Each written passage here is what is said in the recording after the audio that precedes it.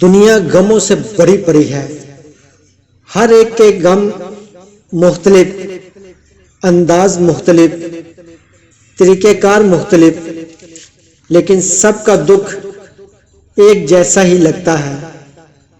انسانیت اور محبت سے بڑی یہ دنیا لازوال کہانیوں سے پر ہے۔ ایسی ہی ایک کہانی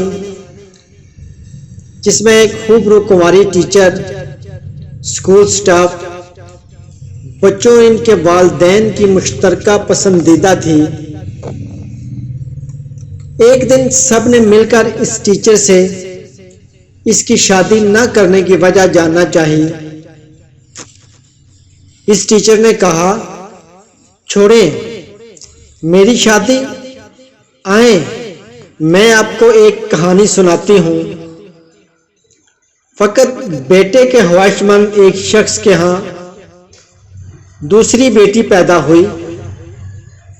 اپنے شدید غم و غصے کا ملبہ وہ عرصے تک اپنی بیوی پر گراتا رہا۔ اگلی بار پھر اللہ نے اسے بیٹی سے نوازا، مگر وہ اسے برداشت نہ کرتے ہوئے سر شب گھر سے باہر پھینک آیا۔ صبح اس نے وہاں جا کر دیکھا تو بیٹی وہیں پڑی رو رہی تھی۔ اٹھا کر گھر لے آیا۔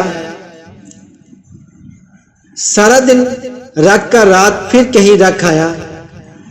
اس کی بیوی رات بھر تڑپتی اسے ڈھونڈ کر گھر پھر لے آئی، جس پر اس نے اپنے خاوند کا تشدد بھی سہا۔ 2 سال بعد ان کے گھر بیٹا پیدا ہوا تو 2 ماہ بعد باپ کی عدم توجہ کے باعث بڑی بیٹی بیمار ہو کر مر گئی۔ اللہ نے اسے ایک اور بیٹا دیا۔ 3 ماہ بعد باپ کی شفقت کی ترسی ہوئی دوسری بیٹی بھی اللہ نے واپس لے لی۔ چند سالوں بعد غم کی ماری اس کی بیوی بھی نہ رہی۔ 25 سال بعد عالم یہ تھا کہ جس شخص نے بیٹوں کی خاطر ظلم و ناانصافیوں کا باپ کمایا تھا، اس کے وہ دونوں بیٹے ساری جائیداد کی تقسیم لے کر اپنی بیویوں کو پیارے ہو کر باپ کو روتا ہوا چھوڑ کر چلے گئے۔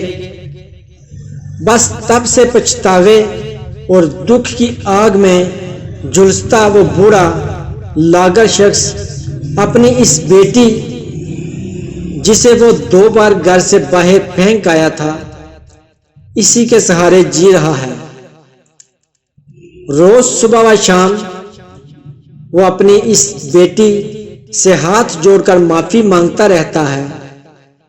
ہر آن اپنی بیوی اور بچھڑی ہوئی بیٹیوں کو یاد کر کر کے روتا ہے۔ اب وہ چل نہیں سکتا۔ ٹیچر نے روتے ہوئے سب کو متوجہ کرتے ہوئے کہا، جانتے ہیں آپ، میں اس شخص کی وہی بیٹی ہوں۔ اگر میں نے شادی کر لی تو کون میرے سوا میرے ضعیف دکھی باپ کا سہارا بنے گا؟